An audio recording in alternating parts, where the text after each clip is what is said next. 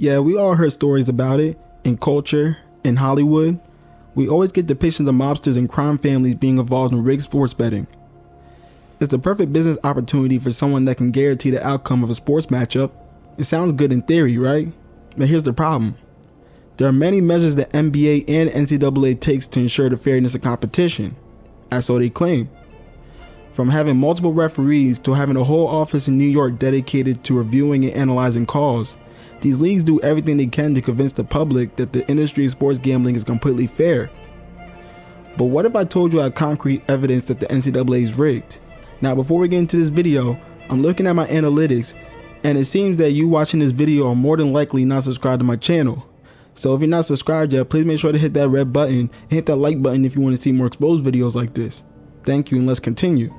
Believe it or not, there was actually a time when the public trusted the outcomes of sports events across professional and amateur basketball.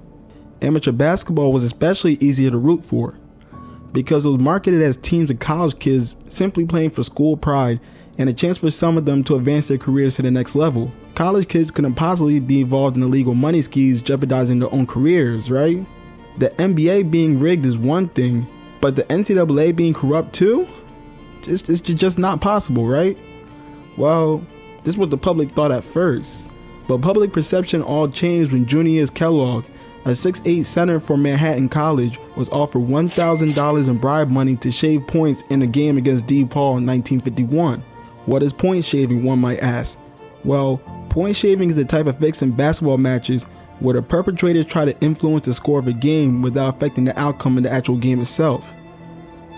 You see, it's too easy to tell if the winners of games are being fixed. It's pretty rudimentary. So what's the next best thing for someone trying to rig a game? Just simply rig the final score. If the bettor bets every time on the under for the point total and the players are in on it to make sure that they miss a couple shots, miss a couple free throws, a couple layups on purpose, then the bettor will win every time if they continue to bet under the point total spread.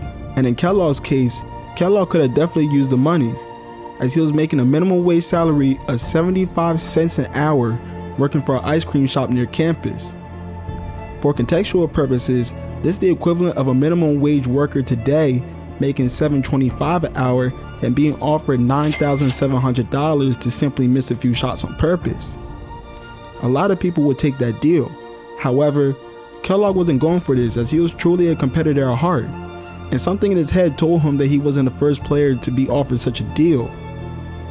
He also contemplated what options he would have if he chose to decline this offer. You see, nothing good normally comes from turning down such an offer from a criminal organization.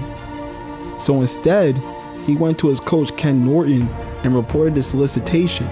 And Coach Norton, feeling alarmed by the situation, advised Kellogg to report his troubling experience to NY District Attorney Frank Hogan. Kellogg listened to his coach and proceeded to warn the district attorney about the possible fixings occurring throughout the metropolitan region. Kellogg agreed to cooperate with NYPD and also agreed to wear a wiretap to gather concrete evidence to the underground scheme. So Kellogg wore his wiretap as he was once again approached by the same shady figures at a local bar.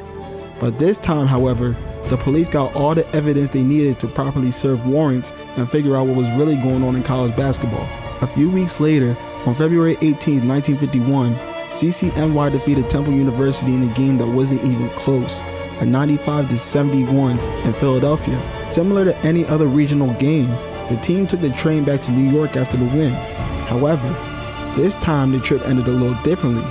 All-American standouts and defending champions including Ed Warner, Ed Roman, and Al Roth were all among those arrested in the operation. The situation was very tragic for the school and the league as a whole because it was the first time the public became aware of the illegal operation. This became a situation that scarred the credibility of the NCAA and organized basketball as a whole. Even though the undercover operation was successful, the police would soon find out that the CCNY arrests were just the tip of the iceberg. In total, 32 players from 7 different colleges admitted to accepting bribes between 1947 and 1950 to fix an estimated 86 games in 17 different states.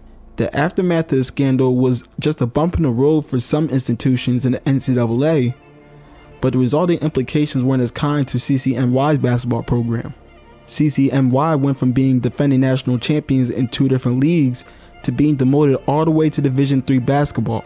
As for Kellogg, the unsung hero of the story depending on who you ask, he continued to enlist in the U.S. Army and preserve his integrity along the way.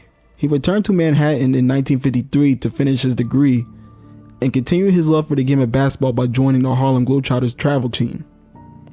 Unfortunately, during a road trip with the Globetrotters, Kellogg was involved in a car accident that left him in the hospital for the next 4 years, ending his playing career.